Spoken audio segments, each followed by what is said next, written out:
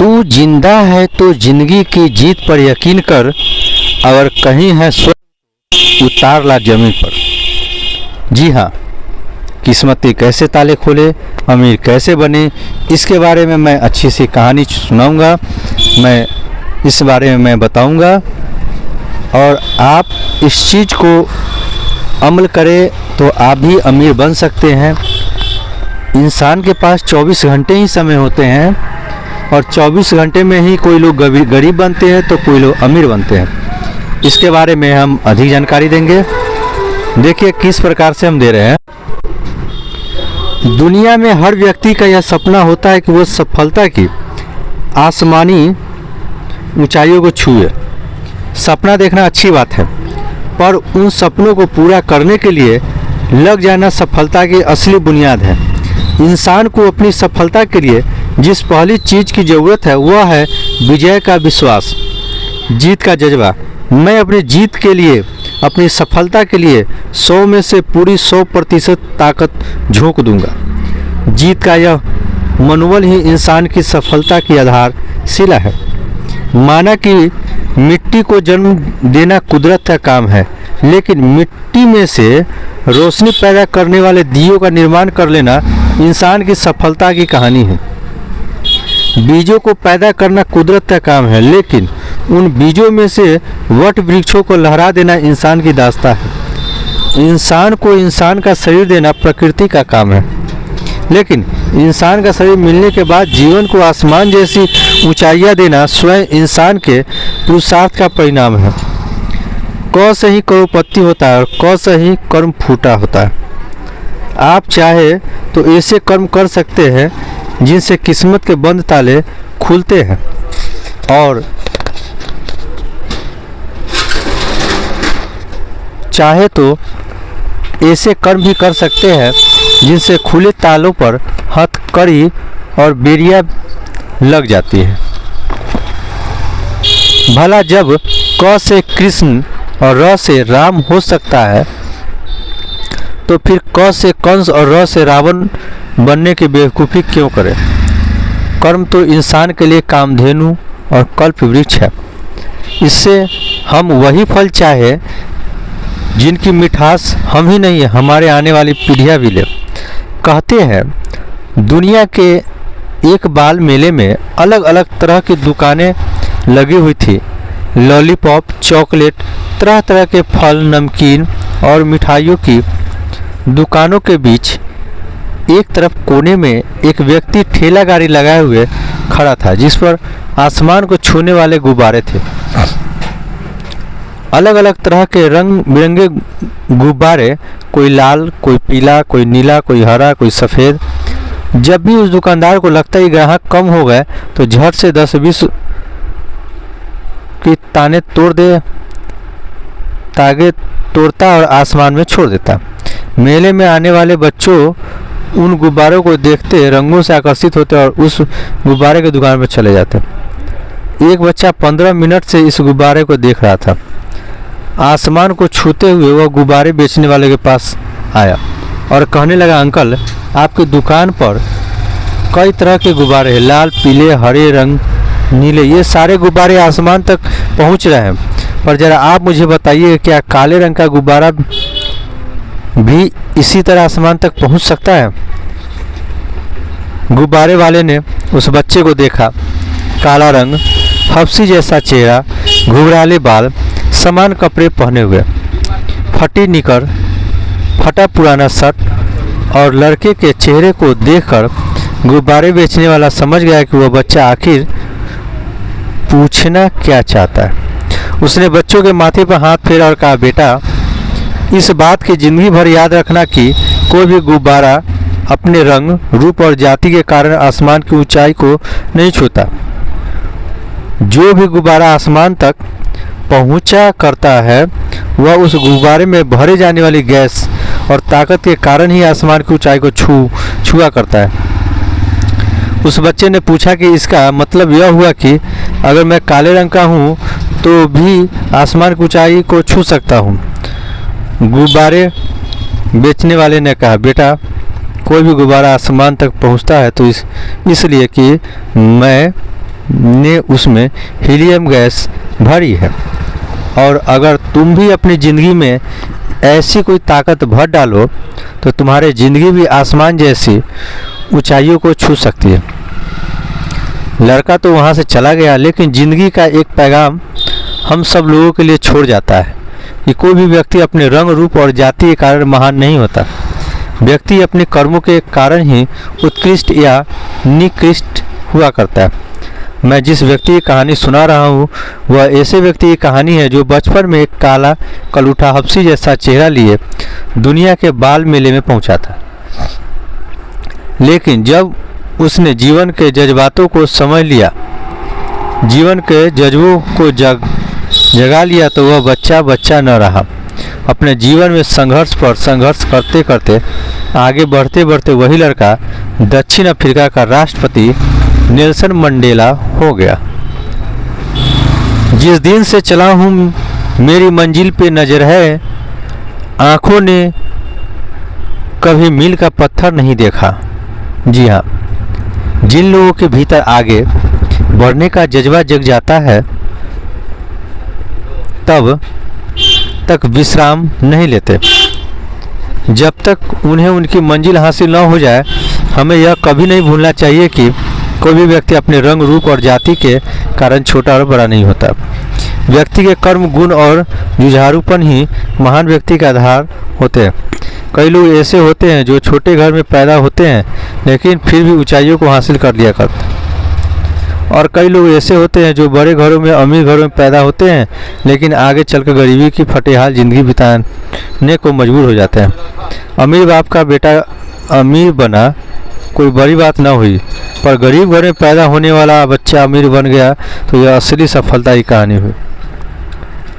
एक chartered accountant का बेटा सीए बन गया तो बड़ी बात नहीं हुई, क्योंकि जन्म से ही वैसी परवरिश देखी है।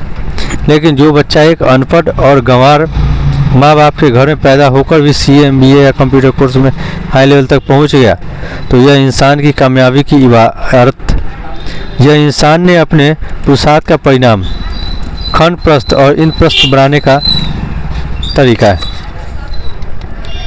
इंसान को अपने जीवन में सफलता की ऊंचाई को हासिल करना चाहिए, और जब तक कोई व्यक्ति सफलता को न पा सका, ऊंची बातों को, ऊंचे शिखरों को न छू पाया, तो शायद रखिए कि गुनगुना पानी कभी भाप नहीं बनता। भाप बनने के लिए पानी को 100 डिग्री सेल्सियस तक उबलना पड़ता है। वही व्यक्ति सफलता होता है जो कि अपनी 100% ताकत अपने पुरुषार्थ, अपने संघर्ष को झोंक देता है। वही व्यक्ति 100% सफल होता है। अगर कोई बच्चा फेल हुआ, वह केवल 25% अंक लेकर आया, तो इसका मतलब यह हुआ कि उसने केवल 25% ही मेहनत की थी। अगर कोई लड़का 50% मार्क्स लेकर आता है तो इसका मतलब है कि उसने केवल 50% ताकत पढ़ाई में झोंकी थी। अगर कोई लड़का फर्स्ट क्लास पास होकर 70% लाता है तो इसका मतलब यह होगा कि उसने अपनी 70% ताकत सफलता के लिए लगाई। लेकिन जो बच्चा टॉप 10 में सफल हुआ, इसका मतलब यह हुआ कि उसने अपनी 100% ताकत पूरे वर्ष अपनी पढ़ाई के लिए झोंक दी। जो व्यक्ति अपनी जिंदगी ताकत झोंकेगा उसका उतना ही परिणाम आएगा। और कोई कहता है कि वह तो एक गरीब घर में पैदा हुआ है, वह भला क्या कर सकता है। मैं बता देना चाहूँगा कि इस देश के यशस्वी प्रधानमंत्री लाल बहादुर शास्त्री भी गरीब घर में ही पैदा हुए थे। जो यह सोचते कि वे गरीब घर में पैदा हुए, मैं उनकी आत्मा को जगा देना चाहूँगा और कह देना चाहूँगा कि जी, इस देश के सबसे गरिमापूर्ण राष्ट्रपति एपीजे अब्दुल कलाम भी गरीब घर में पैदा हुए। अमेरिका के प्रथम राष्ट्रपति अब्राहम लिंकन भी गरीब कुल में ही पैदा होने वाले इंसान थे। गरीब घर में पैदा होना कोई गुनाह नहीं है, लेकिन अपने मन को गरीब बना लेना अश्वमेध अपराध है। एक महिला अगर हर 15 दिन में अपने पति के सामने जाकर अपने हाथ का कटोरा आगे बढ़ाती है और कहती है कि 2000 रुपये हाथ खर्च का देना, तो यह डूब मरने की बात है। महिलाएं स्वाभिमान की ज़िंदगी जिए। कब तक अपने पति के आगे हाथ या कटोरा फैलाती रहेगी। सड़क पर चलने वाला भिखारी कटोरा फैलाए, बात यह समझ में आती है लेकिन आप MA BA पढ़ी लिखी फिर भी अगर आपको अपने पति के आगे हाथ फैलाना पड़ता है तो क्या इसे उचित कहा जाएगा? जब पुरुष महिलाओं से पैसा और हाथ खर्चा नहीं मांगे तो महिला अपने पतियों के हाथ खर्चा क्यों मांगे? एक लड़का अगर मैट्रिक में पढ़ रहा है तो वह भले ही माँ बाप के खर्चों से अपनी पढ़ाई करे, लेकिन जिस दिन वह मैट्रिक पास कर लेता है तो उसके आगे की पढ़ाई, उसके बाद उसको 11वीं की पढ़ाई करनी है तो वह भूल चूक कर भी अपने आगे की पढ़ाई के पैसे माँ बाप से न मांगे। LKG UKG पहली दूसरी क्लास के बच्चों की टीचिंग करो, उन्हें पढ़ाओ, उसके द्वारा आपको प्रति माह जो 2000 रुपये प्राप्त हुए उसमें से 1000 रुपये 11वीं और 12वीं की पढ़ाई में काम आ जाएगा। और 10वीं पास होने के बाद बच्चा माँ बाप से पैसे लेकर आगे की पढ़ाई करता है तो इसका मतलब यह हुआ कि बच्चा अपने माँ बाप पर बोझ बन रहा है। उसको अपने पाँव पर खड़ा होना चाहिए। केवल अपने बच्चों को पढ़ाते ही मत रहो, बल्कि अगर आपको रोकर बही जानते हैं तो 10वीं करते ही अपने बच्चे को रोकर बही लिखना भी सिखा दो। अगर आपकी बच्ची 15-16 साल की हो गई है तो केवल BA की क्लास ज्वाइन मत करवाओ, उसे खाना बनाना भी सिखा दो। हुनर आना चाहिए। मेरी ज़िंदगी का कोई भरोसा है और न आपकी ज़िंदगी का कोई भरोसा है। एक माँ बाप को जीते जी अपने बच्चे को पाँव पर खड़ा होना सिखा देना चाहिए। ज़रूरी नहीं कि आप आज की तरह कल भी करोड़पति रहें। यह तो चक्का है और चक्का घूमता है, तो ऊपर वाला कभी नीचे आ जाता है और कभी नीचे वाला ऊपर आ जाता है। इसलिए एक बात हमेशा याद रखना, आपके घर में कोई लड़की तो उस लड़की के लिए शादी की चिंता मत कीजिए। पहले उसे पढ़ा लिखा कर नौकरी लगाना शुरू कर दीजिए ताकि उसका स्वाभिमान जग सके। उसे एहसास हो कि मैं एक लड़की हो गई तो क्या हुआ, अपने पाँव पर खड़ी हो सकती हूँ, मैं भी कमा सकती हूँ। बहनों और बिटियाओं, अपने दहेज की व्यवस्था अपने माँ बाप से मत करवाओ। पढ़ाई की व्यवस्था भले ही उनसे करवा लेना, पर अपने दहेज की व्यवस्था खुद अपने बलबूते पर करना। अब वे ज़माने लद गए कि जब कहा जाता था कि लड़कियां कमाने थोड़े ही जाते हैं, आप लोग बहुत सालों तक दब दब कर रहती है और आप नहीं कमाएंगे, अगर आप मेहनत नहीं करेंगे तो हर 15 दिन में हाथ का कटोरा आगे बढ़ाना पड़ेगा और वह जितना दे दे उतने में ही राजी होनी पड़ेगी। आपकी कोई इच्छा होगी तो आप ज़रूरी नहीं कि उसे पूरा कर ही पाएंगे। हिम्मत तो बटोरनी पड़ेगी। जब भी कोई व्यक्ति हिम्मत बटोरता है काम बन जाता है। और किसी आदमी को फुटबॉल खेलना नहीं आता तो तभी तक नहीं आता जब तक कि मैदान नहीं मिलता, लेकिन जैसे ही सामने खेलने के लिए मैदान और गेंद मिल जाता है तो अपने आप किक मारना और गोल करना सीख जाते हैं। इसलिए अपने बच्चे को भूल चूक कर भी अपने घर का गमला मत बनाओ कि कोई एक दिन पानी न दे तो सूख जाए।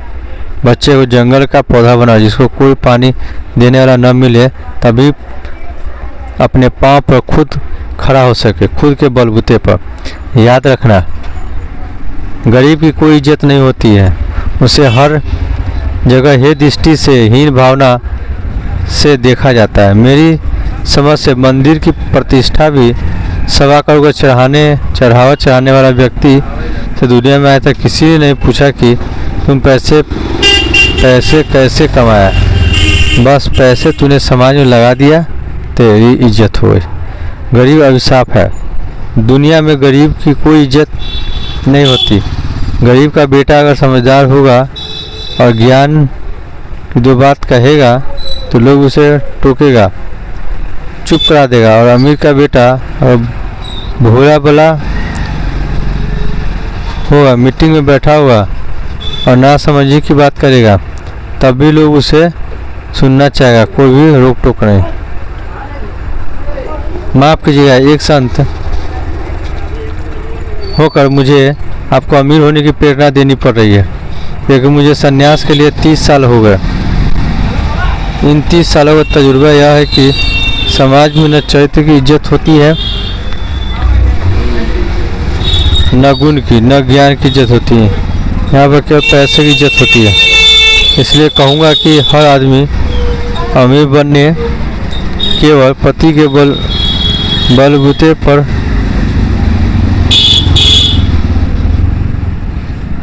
आपका घर अमीर नहीं हो सकता। बहू भी मेहनत करे तो बेटा की मेहनत का इन इज्जत की ज़िंदगी जरूर बचाएगा। गरीब घर में पैदा हुए कोई दिक्कत नहीं, पर अपने आने वाली दुनिया में अपनी जगह बनाने का युग है। पहले तो साधन नहीं थे, तब एक जगह से दूसरी जगह धंधा करने के लिए जाना होता तो कंधे पर कपड़े के 4 थान उठा कर ले जाने पड़ते थे। अब ऐसा नहीं है, अब ढेर सारे साधन हैं। हम लोग निठल्ले बैठे हैं, इसलिए हम लोग अमीर नहीं बनते। आज से ही अगर अपनी आत्मा को जगा ले और आने वाले केवल 10 साल के लिए पुरजोर मेहनत करना शुरू कर दे तो 10 साल बाद आपके घर का, आपके परिवार का हुलिया ही बदल जाएगा। यकीनन सच्चाई तो यह है कि मैं भी एक समान घर में ही पैदा हुआ। कहते कि हमारे परदादे के पास सोने के झूले थे।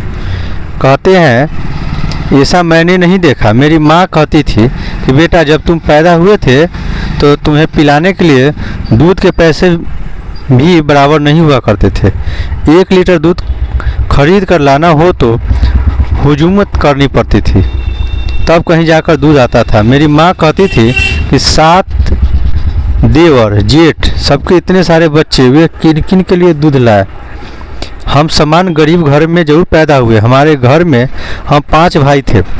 5 भाई अगर एक घर में पैदा हो गए फिर भी रोजी रोटी के लिए मोहताज होना पड़ता।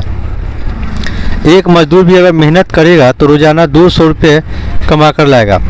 हम अगर ऐसे ही निठल्ले बैठे रहे, ऐसे ही अगर मांद में शेर दुबका रहा तो शेर भी भूखा मर जाएगा। कोई कहता है कि मैं क्या करूं, मेरे पास पैसे नहीं है, धंधा कैसे शुरू करूं। अरे भाई, शुरू नहीं करोगे तो धन आएगा कहां से। एक युवक कह रहा था कि मेरे तो बचपन में ही पिताजी का देहांत हो गया। मैं बता देना चाहता हूँ कि ऑस्कर विजेता ए.आर. रहमान के पिता का देहावसान भी बचपन में ही हो गया था। लेकिन अगर आदमी यह सोच लिया कि मेरा बाप मर गया, मैं क्या कर सकता हूँ, तो कुछ बात नहीं बनेगी। भाई, अपने भीतर के पितृत्व को जगाओ। सोचो कि बाप मर गया तो क्या हुआ, मैं तो अभी जिंदा हूँ। मैं अपने पुरुषार्थ को जगाऊंगा और ये उंगलियां गिटार और सितार पर भी क्यों न चलानी पड़े, मैं इसके जरिए भी ऑस्कर तक पहुँचूंगा। किसी को बड़ी हीन भावना महसूस होती है। लड़कियां ऊंची एड़ी की चप्पल पहनकर अपने आप को लंबा दिखाने की कोशिश करती है। बहनों, अपने नाटेपन के कारण हीन भावना की ग्रंथि अपने भीतर मत आने दीजिए।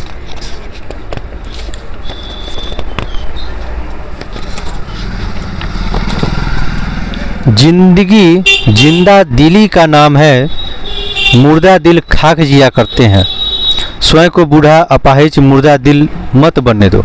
हमेशा ऊर्जावान रहो। जो छोटे कद के हैं उनसे मैं कहना चाहूँगा कि इस देश का महान क्रिकेटर सचिन तेंदुलकर भी छोटे कद का ही है।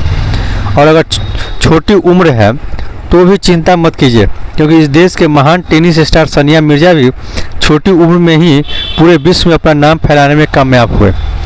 जीवन में बस संघर्ष चाहिए, केवल जज्बा चाहिए, क्योंकि रंग रूप जाति के कारण कोई व्यक्ति आगे नहीं बढ़ता।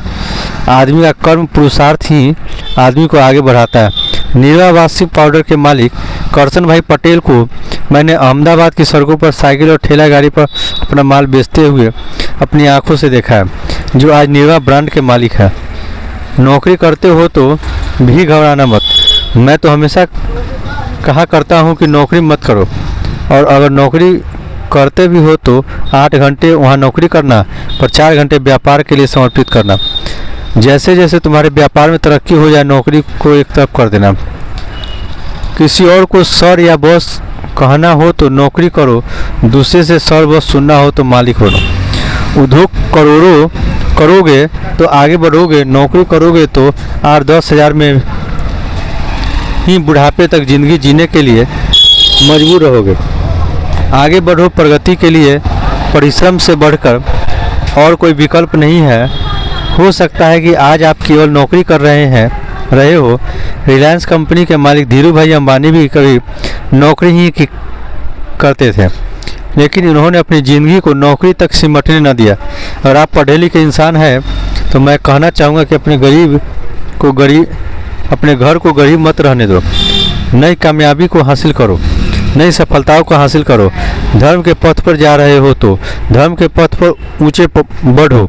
साधन के पथ पर आए हो तो साधना के पथ की ऊंचाइयों को छुओ। और अगर विद्या अर्जन कर रहे हो तो विद्या में आगे बढ़ो। विद्या कामधेनु की तरह फलदायी है, बस आसमान छूने की ललक पैदा करो। जो चले सो चरे, जो चलेगा सो चरेगा, जो बैठेगा रहेगा भूखा मरेगा, जो चलता रहेगा वह कहीं ना कहीं अवश्य पहुँचेगा। रसरी आवत जाते सील पर परत निशान, और करत करत अभ्यास से जड़मती होत सुजात। करते रहो। सच्चाई तो यह है कि अगर रस्सी भी लगातार पत्थर पर चलती रही तो पत्थर न रहेगा, पत्थर भी घिस जाएगा, वह भी गोल होकर शिवलिंग बन जाएगा। अगर लगातार पानी की बूंद संगमरमर पर गिरती है तो उसमें भी गड्ढे हो जाएंगे। सफलता का एक ही गुरु मंत्र है, भाई मुन्ना भाई, लगे रहो लगन से। निरंतर अभ्यास कठिन से कठिन वस्तु को भी सहज सरल बना देता है। लक्ष्य न ओझल होने पाए, कदम मिलाकर चल, मंजिल तेरे पग चूमेगी आज नहीं तो कल। हर सफलता के पीछे असफलता की लंबी फेहरिस्तें होती है। सफलता अवश्य मिलती है बशर्ते इंसान सफलता के लिए लगा रहे।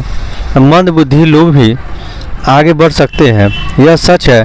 मैंने कभी 9वीं कक्षा सप्लीमेंट्री से पास की थी। कभी लोग मुझे कहा करते थे कि यह मंद बुद्धि बालक है, लड़का है, लेकिन व्यक्ति मंद बुद्धि मानता रहता है। जिस दिन वो अपनी ज्ञान की चेतना को जगा लेता है, चमत्कार घटित होता है। पेंसिल को तीखा करने के लिए चाकू चलाना पड़ेगा, और मेरी पेंसिल को तीखा करने के लिए जो चाकू चले उसी का यह परिणाम है कि आज देश भर में मुझे पढ़ा और सुना जा रहा है। अपनी ज़िंदगी बड़ी मूल्यवान है। अपने भीतर के जज्बों को हमें जगाना होगा और ज़िंदगी की ऊंचाइयों तक ले जाना होगा। आगे से आगे बढ़ना होगा। सफलता तो एक सफ़र है, ज़िंदगी नहीं। यह तो लगातार पाते रहने का नाम है। अगर आपने एक संस्था खोल लिया है तो वहाँ तक सीमित मत रहो, उसको और आगे बढ़ाओ। यह मत सोचो कि एक दिन मर जाना है, मरेंगे तो सब यहीं छोड़कर चले जाना है। मृत्यु की बात मत सोचो, केवल ज़िंदगी की बात करो। जब तक जिंदा हो तब तक अंतिम श्वास तक सृजन करते रहोगे तो जीवन में जीने का लक्ष्य रहेगा।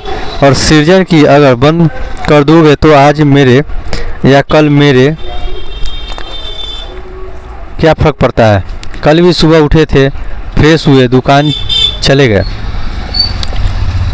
फिर वही कार्य किया, शाम को लौटकर आए और सो गए। कल भी यही किया, आज भी यही कर रहे हैं, कल भी वही करेंगे। अगर हमारे पास कुछ लक्ष्य नहीं है, कुछ और नया करने के लिए नहीं है, तो क्या फ़र्क पड़ता है। कल तक जिए, आज तक जिए, 10-20 साल और जी कर चले गए, मरने की कौन सोचे। यहाँ पर हम तो ज़िंदगी के गीत गाते हैं, ज़िंदगी की सोचते हैं। अगर ऊपर वाले स्वर्ग नरक की कौन चिंता करता है। हम तो अपनी ही धरती को, अपने ही जीवन को स्वर्ग बनाने की कोशिश करते हैं। इसलिए मैंने कहा था, तू जिंदा है, ज़िंदगी की जीत पर यकीन कर। अगर कहीं स्वर्ग तो उतार ला ज़मीन पर। तुम्हारी जिंदा दिली की ज़िंदगी की कसौटी इसी में है कि हम लोग हमेशा जीत पर विश्वास करें, हमेशा आगे बढ़ने का विश्वास करें। आगे बढ़ते बढ़ते विफल हो भी जाए तो कोई गम नहीं, हो गए तो हो गए। जो आदमी चलेगा वही तो ठोकर खाकर नीचे गिरेगा, जो चलेगा ही नहीं वह कहाँ गिरेगा। माना मैं यहाँ से वहाँ तक जाऊँगा तो खतरा तो है, कहीं पाँव फिसल कर गिर सकता हूँ। अगर मैं यह सोचूंगा कि कौन खतरा मोल ले पाँव फिसलने का, तो मैं यहीं बैठा रहूँगा। यहाँ बैठा निठल्ला आदमी न तो गिरेगा और न ही कहीं पहुँचेगा। अगर हमें साइकिल चलाना सीखना है तो 2-4 बार साइकिल से गिरना भी पड़ेगा। जिस आदमी ने सोचा कि साइकिल चलाना सीखूंगा और घुटने छिल गए, तो यहाँ तक 2-4 बार घुटने नहीं छिले, वहाँ आज तक कोई आदमी साइकिल चलाना सीख ही नहीं पाया। घुड़सवारी सीखने वाले को गिरना भी आना चाहिए। माँ के पेट में कोई मजबूत नहीं होता। बच्चा तब मजबूत होता है जब वह माँ की गोद में उतर कर ज़मीन पर चलता है, और चलते चलते कभी वह गिरता है, कभी लुढ़कता है, कभी माथे पर चोट लगती है। बच्चे का निर्माण ऐसे ही होता है। माँ की गोद में बच्चे बनते थोड़े ही हैं। ज़्यादा प्यार से बच्चे केवल बिगड़ते हैं। प्यार करो पर ऐसा जैसे चिड़िया करती है। चिड़िया अंडों को सेती है, उनमें से बच्चे जब निकल आते हैं, उनमें पंख निकल आते हैं, तो चिड़िया पहला काम करती है उसे सिर पर दबाव देकर बच्चे को घोंसला से नीचे फेंक देती है। बच्चा नीचे लुढ़कता है। ऊपर से नीचे गिरने वाला बच्चा करेगा क्या? अपने आप को अपने पंख खुल जाते हैं। एक बार पंख खुलना शुरू आना चाहिए, फिर वो जिंदगी में खुद की आसमान की ऊंचाई को छूते रहेगा।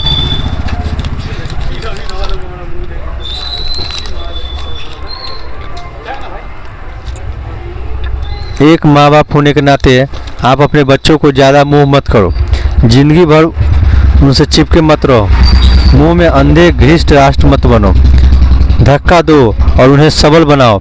सामान्यतः गॉड का अर्थ भगवान होता है, लेकिन मैं गॉड का अर्थ दूंगा गो ऑन ड्यूटी।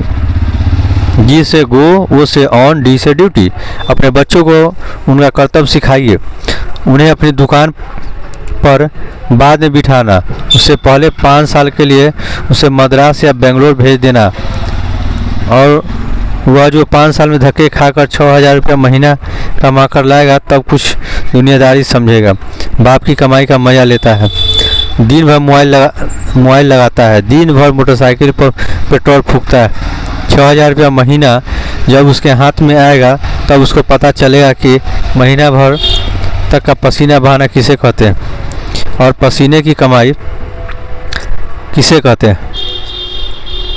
5 साल बाद आपको अपना उत्तराधिकारी घोषित कर देना चाहिए, और 5 साल बाद पहले नहीं। पहले बच्चे को परिपक्व बनने दीजिए। परिपक्वता पैसे से नहीं आती है, परिपक्वता परिश्रम से आती है, संघर्ष से आती है। तब वह दुकान आएगा तो वह समझेगा कि पैसा किसको कहते हैं, मेहनत किसको कहते हैं, कमाया कैसे जाता है, करियर कैसे बनाया जाता है, व्यक्तित्व के निर्माण के लिए कितनी ठोकरें खाई जाती है, किस किस के आगे जी हजूरी करनी पड़ती है, किस किस को कितना तेल लगाया जाता है। यह आदमी तब वह सीखेगा। अंडे में बच्चा नहीं बनता, बच्चा तो बाद में बनता है। माँ के पेट में शरीर का जन्म होता है। जिंदगी का निर्माण तो जीवन में लगने वाली ठोकरों से हुआ करता है। जिस आदमी को जिंदगी में जितनी ठोकरें लगी, वह आदमी उतना ही पक्का। जिस घड़े में जितनी बार पानी डाला गया, वह घड़ा उतना ही तो पक्का। और आपको लगता है कि अमुक आदमी का पिता जल्दी चल बसा और वह 34 साल का है, तो समझ लेना इस आदमी में बड़ा दम है, क्योंकि वह अपने बलबूते पांव पर खड़ा हुआ है। खुद का बलबूता कठिन है, इसलिए कहता है कि कामयाबी कोई मंजिल नहीं, यह सफ़र है और हमें इसे सफ़र मानते हुए पूरा करना चाहिए। ऐसा हुआ कुछ समय पहले की बात है। मैं एक कॉलेज के दीक्षांत समारोह में शरीक हुआ। पारितोषिक वितरण होना था और उनका आग्रह था कि उनके इस समारोह में मैं अपने हाथों से सारे बच्चों को पारितोषिक दूं।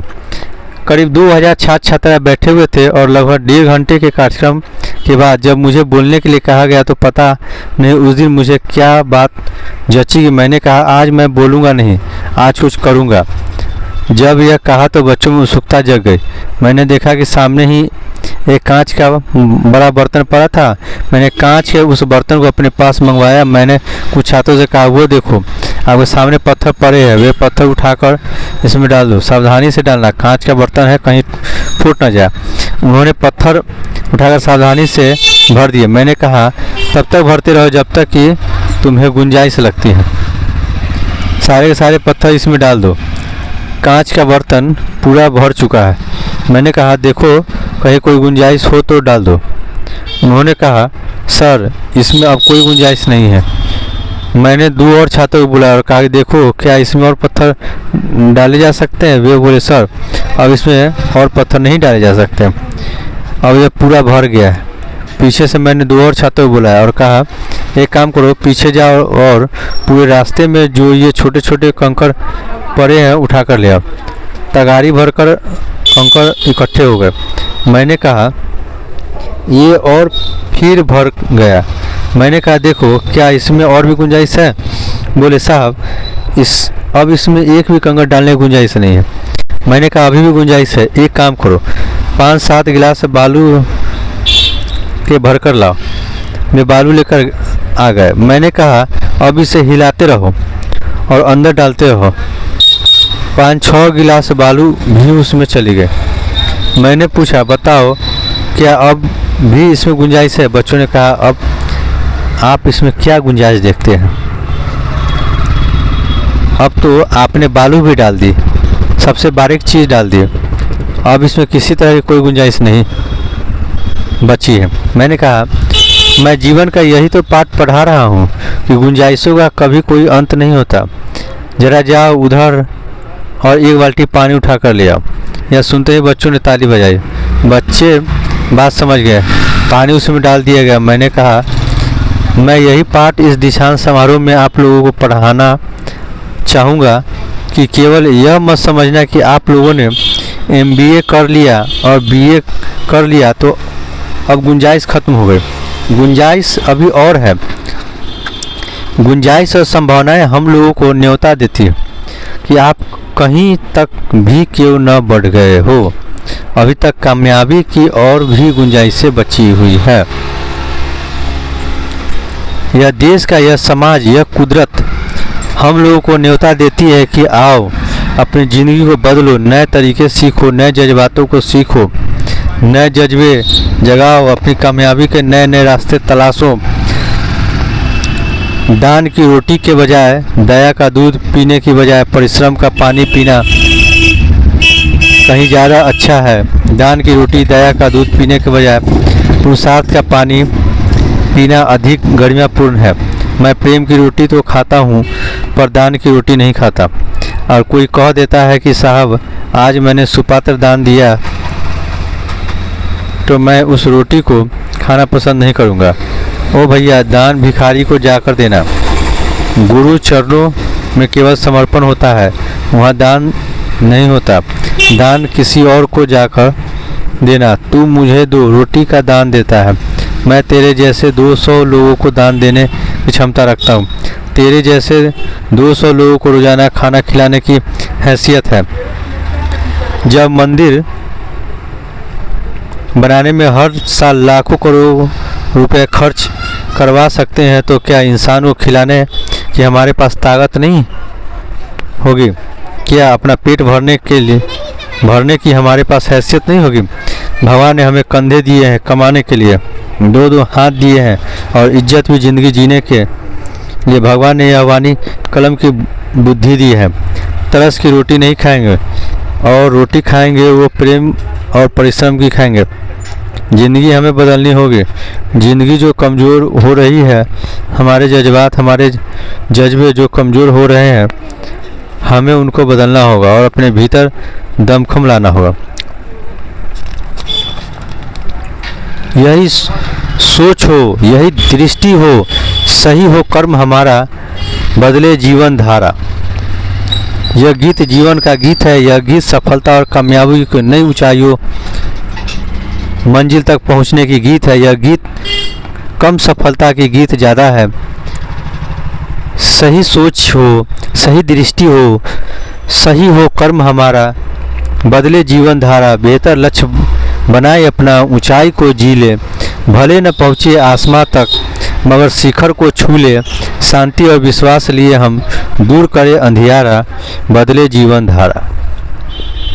लोग कहते हैं कि गाय दूध देती है, क्या आप भी कहते हैं? बचपन से सबने पढ़ रखा है कि गाय दूध देती है। मैंने सोचा गाय दूध देती है तो देखना चाहिए। मैं गाय के पास जाकर खड़ा हो गया, गाय हमें दूध देगी, पर उसने नहीं दिया। गाय हमें देती नहीं है, जो देती है वह खाने या पीने का काम का नहीं होता है। ज़िंदगी में कुछ नहीं होता है, हमारी किस्मत में हमें कुछ नहीं देती। किस्मत से भी दूध निकालना पड़ता है, दूध भी गाय से दूह कर निकालना पड़ता है। केवल किस्मत का रोना रोते रहोगे तो कुछ भी नहीं मिलने वाला है। क से किस्मत होती है, क से कर्मयोग। किस्मत फल देती होगी पर हर आदमी किस्मत वाला नहीं होता।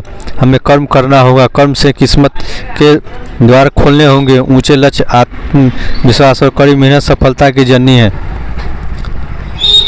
मैं तो कहूँगा सपने देखो भाई, सपने देखो। जो आदमी जितना ऊंचा सपना देखेगा वह उतना ही आगे बढ़ सकेगा।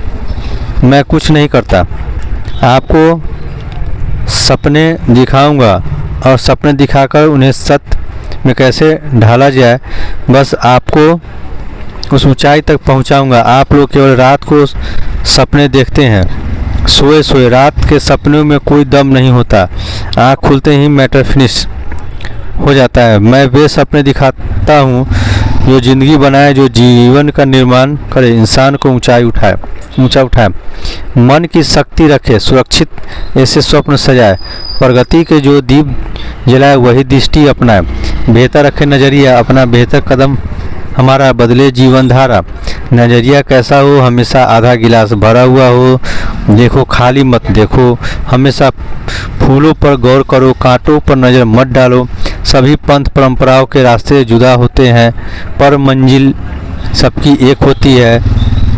बेहतर रखे नज़रिया अपना, बेहतर कदम हमारा, बदले जीवन धारा। सही सोच हो, सही दृष्टि हो, सही हो कर्म हमारा, बदले जीवन धारा। इंजॉय एवरी मोमेंट, जीवन के हर पल का आनंद लीजिए, क्योंकि जो पल बीत जाएगा वो वापस नहीं आने वाला। रूठे हुए देवता को मनाया जा सकता है पर बीते हुए समय को वापस नहीं लाया जा सकता है, लौटाया जा सकता है। Enjoy every moment. मेहनत को हम दीप बनाए, लगन को समझे ज्योति, पत्थर में से हीरा जन्मे और सागर में मोती। एक 24-25 वर्षीय बहन मेरे पास आई और कहने लगी कि प्रभु मेरी आवृत्ति सुनेंगे तो आपके आंखों में आंसू आ जाएंगे। मैंने पूछा बहन क्या हो गया आपको? बहन बोली साहब 7 महीने हो गए, मेरे पति गुजर गए, ससुराल से यह कहकर निकाल दिया गया कि मनहूस है, हमारे बेटे को खा गई, अपने पति को खा गई। मेरे माँ बाप नहीं है, केवल एक छोटा भाई है जिसकी अभी तक शादी भी नहीं हुई है। बड़ी गरीबी में पलकर बड़ी हुई, शादी हुई, खुश थी कि चलो अब मेरा जीवन आनंद से बीतेगा, पर मेरी बदकिस्मत मेरी पति चल बसा। मेरे पास एक छोटी सी बच्ची है 3 साल की। अब आप बताइए मैं क्या करूं? अपनी इज्जत बचाने के लिए मैंने किराए का एक कमरा लिया है, पर किराया चुकाने के लिए मेरे पास अब पैसे नहीं बचे। 2 सोने की चूड़ियाँ थी, मैंने बेच दी। उसने 6 महीने गुजार दिए। मैंने कहा बहन आप मुझसे क्या चाहती हो? बोली साहब 15 दिन के राशन की व्यवस्था हो जाए। मैंने कहा हो जाएगी बहन।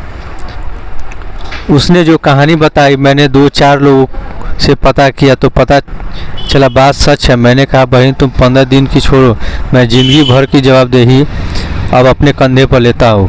पर बहन तुम इस तरह से मांगती रहोगी तो आज मुझसे मांगा, कल किसी और के सामने हाथ फैलाना पड़ेगा। मैं नहीं चाहता कि अगर मैंने तुम्हारी जवाबदेही अपने कंधे पे ले ली हो तो तुम अब इस तरह से मांगती फिरो। मांगना पाप है। मेरे जैसा व्यक्ति यही मानेगा। मैं संत बन गया। संत कुछ लोगों से पैसे मांगते हैं, मैं नहीं मांगता। मैं अपने संत वेश को बेचता नहीं हूँ, किसी से पैसा नहीं मांगता हूँ। बहुत इज्जत की ज़िंदगी जीते हैं और ईश्वर ने जो हमारी औकात और ताकत बनाई है उसे जनहित में लगाते हैं। हम लेते नहीं हैं। अगर आपने यहाँ से 20 रुपये की किताब भी खरीदी है तो उसमें 5 रुपये हमने लगाया है। घाटा खाकर सेवा करने वाले लोग आपने नहीं देखे होंगे। जैसे कोई व्यक्ति एक मंदिर बनाता है, 1 करोड़ रुपये खर्च करता है, पर 50 लोग वहाँ पर दर्शन करने के लिए नहीं जाते। मैं मानता हूँ कि 1 करोड़ का उपयोग 50 लोग करते हैं। और हमारी कोई एक किताब छपती है, 50,000 रुपये खर्च आता है। उन 2,000 प्रतियों को पढ़ने वाले 10,000 होते हैं। ये किताब अपने आप में घर घर पहुंचने वाला एक मंदिर ही है जो लोगों के तन मन को पावन करता है। हम चाहे तो किताबें लोगों को निःशुल्क भी बांट सकते हैं, पर उसकी कीमत फुकटिया जितनी होती है। भले ही कोई आदमी अपना नाम मुफ्त लाल क्यों न रख ले, पर इसे वो मुफ्त का होता नहीं है, बड़ा कीमती होता है। मैंने उस बहन से कहा, यह रोज़ रोज़ मांगना बंद करो। मैं अगर आपको कहीं नौकरी लगवाऊँ तो आप काम कर लोगी? बोली, साहब मुझे नौकरी पर कौन रखेगा, 8वीं पास हूँ, मुझे कौन लगाएगा। मैंने कहा ठीक है, काम करते हुए शर्म तो नहीं आती? बोली, शर्म नहीं आएगी। मैंने कहा झाड़ू पोछे पर लगवाऊँ? तो बोली, शर्म नहीं आएगी। मैंने हाथों हाथ एक स्कूल में फ़ोन करवाया और कहा एक बहन जी को भेजता हूँ, उन्हें चपरासी की नौकरी पर लगवा देना। उन्होंने कहा साहब पहले से ही पूरे चपरासी है, आवश्यकता नहीं है। मैंने कहा मैं किसी को चपरासी नहीं बना रहा हूँ, मैं किसी को स्वावलंबी बनाकर आत्मनिर्भर इंसान बनाना चाहता हूँ। मैं किसी को भिखारी बनते हुए नहीं देख सकता। बोले, आप कहना क्या चाहते हैं? मैंने कहा नौकरी पर तुम वहाँ रखो, पैसे मैं दिला दूंगा, तुम पैसे की चिंता मत करना। कल को उसकी बेटी को बड़ी होने पर यह न लगे कि मैं धर्मांधे की रोटी खाकर पली हूँ, उसको यह लगे कि माँ ने मुझे मेहनत करके पढ़ाया और तैयार किया। खैर नौकरी पर रख ली गई। पहला महीना पूरा होते ही वह 2,000 रुपये लेकर हमारे पास आई और आकर कहने लगी, यह मेरे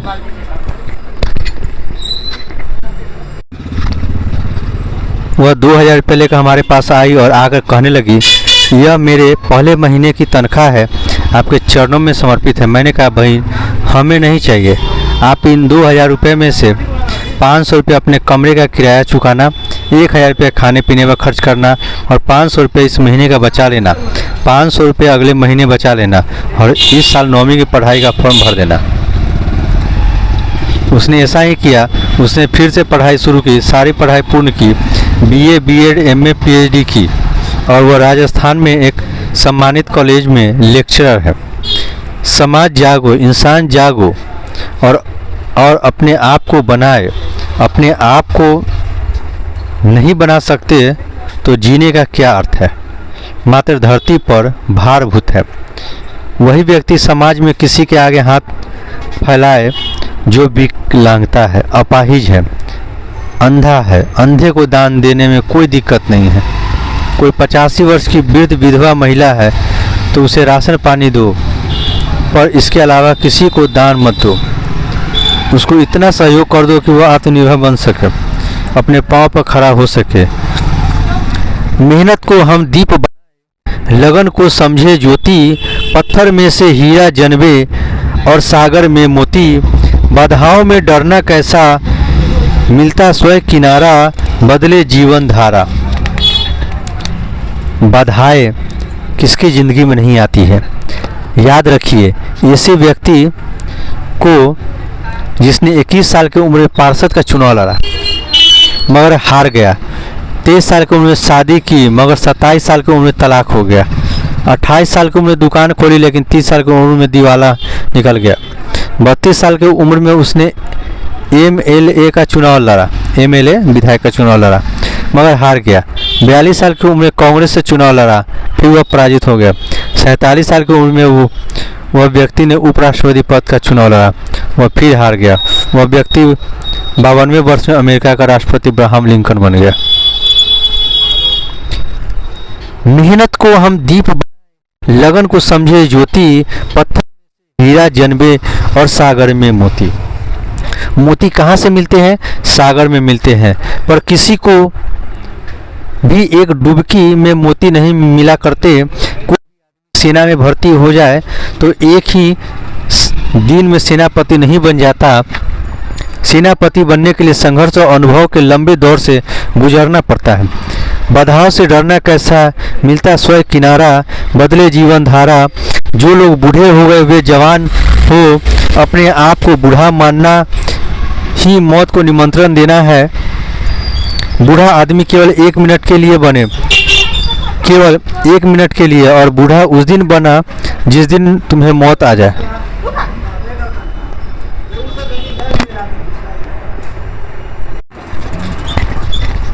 इसके अलावा बुढ़ापे का क्या काम? जब तक जियो ऊर्जावान बनकर जियो। मैं देखता हूँ मेरे सामने एक 90 वर्ष के बुजुर्ग बैठे हुए हैं। ये लगातार 15 दिनों से हमारे पीछे लगे हुए हैं। इस उम्र में बोलते हैं, साहब मेरे पास 4 बीघा ज़मीन है, उससे प्राकृतिक चिकित्सालय खोलूँगा, उसका शिलान्यास आपके कर कमरों से करवाऊँगा। गजब का जज्बा है उनमें। इन दादाजी से प्रेरणा लिया करो। मुर्दे की तरह क्या जीना, जियो तो ऐसे जियो कि अगर कोई कुल देवता भी हमारे घर में आ जाए तो लगे कि जिंदा आदमी बैठा है। मंदिर की माधव जी मत बनो, पत्थर के शिवलिंग मत बनो। मंदिर के न तो महावीर जी हिलते हैं न महादेव ही हिलते हैं।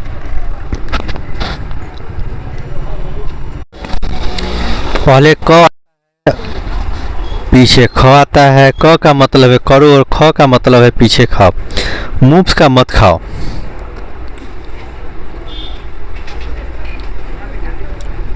भगवान ने तो कर्मयोग की ही प्रेरणा दी है। पहले करो पीछे खाओ। कर्म योग से जी मत चुराओ। काम भी ऐसे करो कि प्रार्थना हो जाए। स्वयं को भाग्यवादी नहीं कर्मयोगी बनाओ। भाग्यवादी कुछ होने का इंतजार करता है, कर्मयोगी हर काम में कुछ कर दिखाते हैं।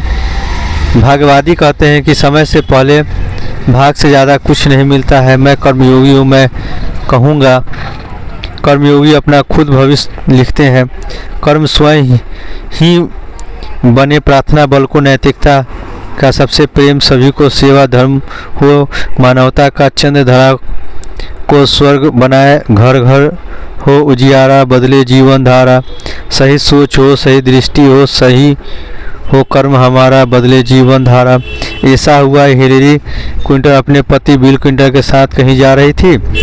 एक शहर से दूसरे शहर की तरफ के बीच में पेट्रोल पंप आया और पेट्रोल पंप पर गाड़ियों में पेट्रोल भरवाने के लिए गाड़ियों का काफिला रुक गया।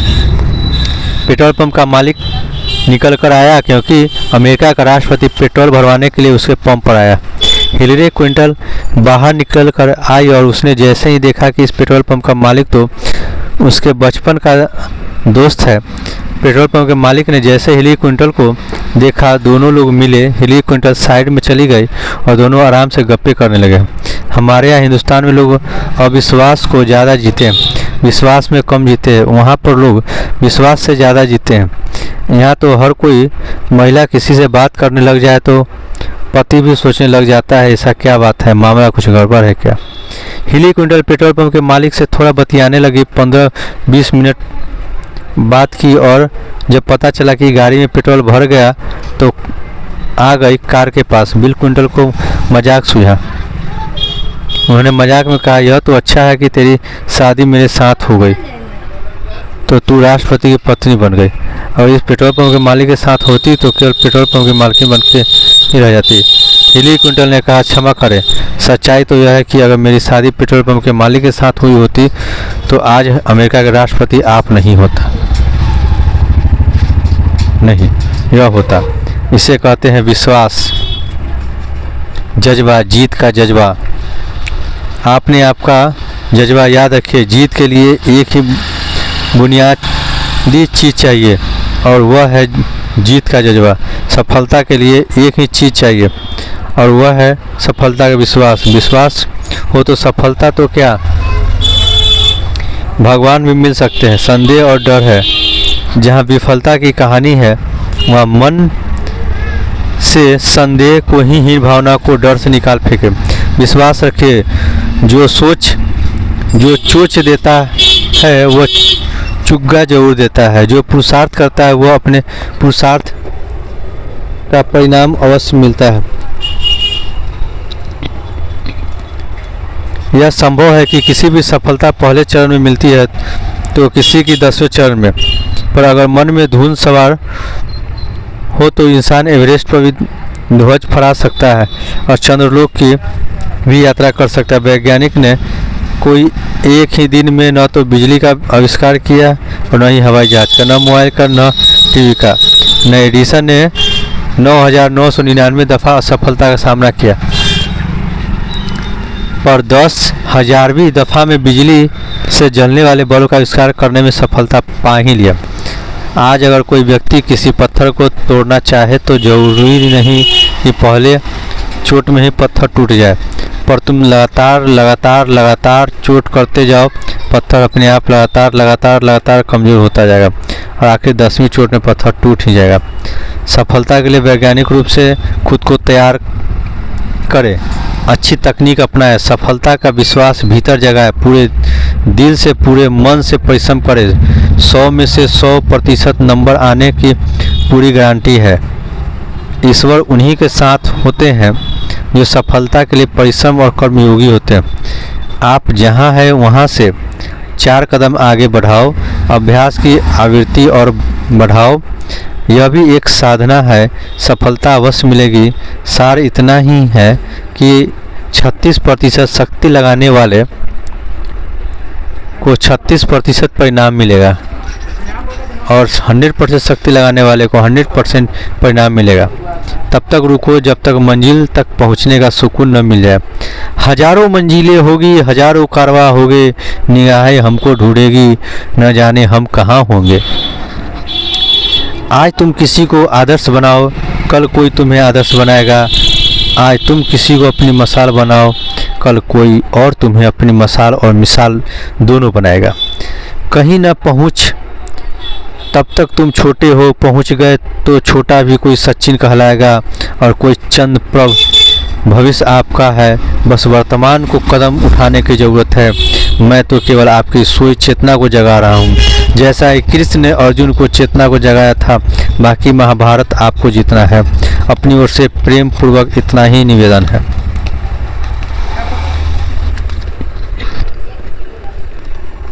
तो आज का हमारे चैनल पे आपने देखा मैंने कैसे किस्मत के ताले खोले की कहानी सुनाया है। मैंने आपको